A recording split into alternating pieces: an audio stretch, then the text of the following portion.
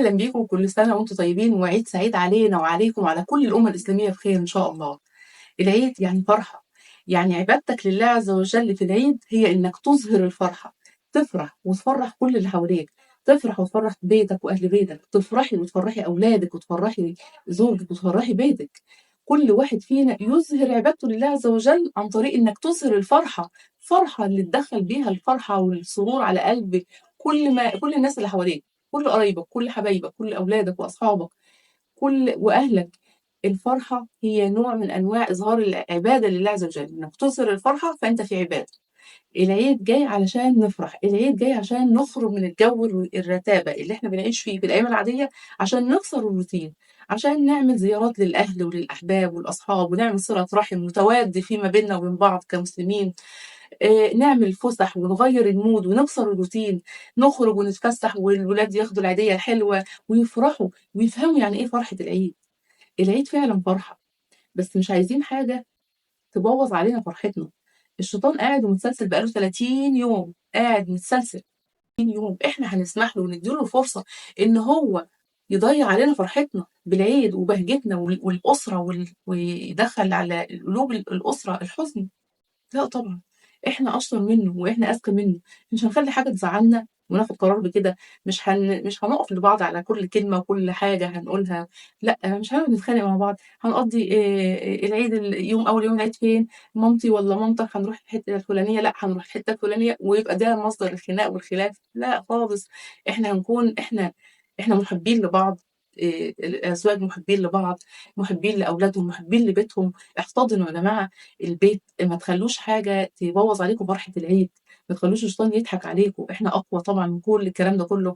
احنا ان شاء الله مستعدين، ان احنا واخدين القرار. العيد ده فرحة بجد، العيد ده هنظهر لله عز وجل الفرحة والبهجة والسرور، وان احنا مش حاجة تدخل علينا حزن او تقلل من فرحتنا او تكسر فرحتنا بالعيد، وعلى من فوق من المشكلة يكون العيد خالص خلاص. لا لا لا، احنا ان شاء الله واخدين قرار بالسعادة والفرحة واظهار الفرحة لله عز وجل كنوع من انواع العبادة.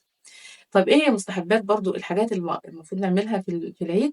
أول حاجة قبل ما نروح صلاة العيد الاغتسال، ودي من السنن اللي الرسول صلى الله عليه وسلم علمها لنا، الاغتسال قبل إن إحنا نروح نصلي العيد. ونلبس الجديد. طب مفيش جديد، يبقى نلبس أخير حاجة وأفضل حاجة عندنا، ونكويها ونزينها ونظبطها، ونطلع بشكل مهندم وجميل وشيك، ونطلع نروح العيد بتاعنا، نصلي صلاة العيد، وبعد كده ناكل التمر. تمر صلاة عيد الفطر بيكون بعد صلاة العيد. هنصلي وهن... وهناكل التمر وهنخرج، واحنا رايحين واحنا راجعين بنكبر تكبيرات العيد. تعالوا اقول لكم حديث جميل قوي قوي عن جزء من تكبيرات العيد كده. كان الرسول صلى الله عليه وسلم بيصلي مع صحابته، وفجأة رجل بعد الصلاة راح داعي دعاء، قال إيه؟ الله أكبر كبيرا والحمد لله كثيرا وسبحان الله بكرة وأصيلا. بس الرسول صلى الله عليه وسلم قال: من من القائل؟ فالراجل خاف كده وارتجف وقال إيه؟ أنا يا رسول الله. قال له: عجبت لها، فتحت لها أبواب السماء. فتخيلوا كده ان ما شاء الله اللي احنا بنقولها كده، الصيغه اللي احنا بنقولها اثناء تكبيرات العيد دي بتفتح لها ابواب السماء. فتخيل وانت رايح صلاه العيد، وانت حضرتك واولادك، وانتوا راجعين وانتوا بتكبروا احنا من اخر يوم في رمضان بنبدا نقول التكبيرات ولغايه اخر يوم العيد. فكل التكبيرات دي، تخيل بقى انك كل ما تقول التكبيرات دي ابواب السماء بتتفتح. ما شاء الله، اللهم بارك. فعايزين ننتهز الحاجات الجميلة دي، الروحانيات الحلوة أوي دي، نظهر لله عز وجل الفرحة والعبادة، وإن إحنا في حالة فرحة فعلا وسرور وتواد وتراحم فيما بيننا وبين بعض، ونسأل على بعض ونود بعض ونتصل ببعض ونروح نزور بعض، ونفرح أولادنا ونفرح بيوتنا.